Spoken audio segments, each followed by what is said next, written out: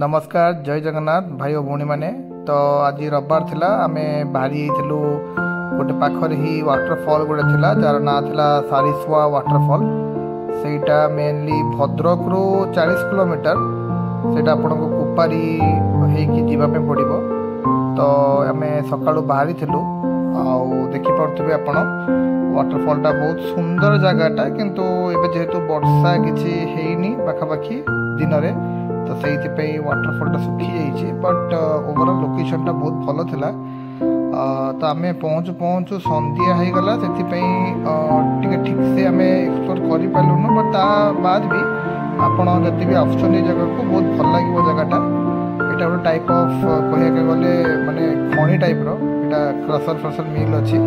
तो यहाँ बोधे मत लगुच मैन मेड वाटरफॉल नेचुरल सेमती किसी विशेष किसी ना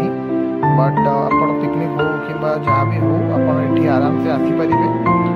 ये फिलहाल पे मुझे कहि पानी जेहेतु ना तो आप वाटरफॉल देखा आसुँच पाइबेनि बट जब आप सीनिक ब्यूटी जब आप किसी एंजॉय करने चाहते देन आप निहाती आसीपर। आप वीडियो देखुवे से सामने जो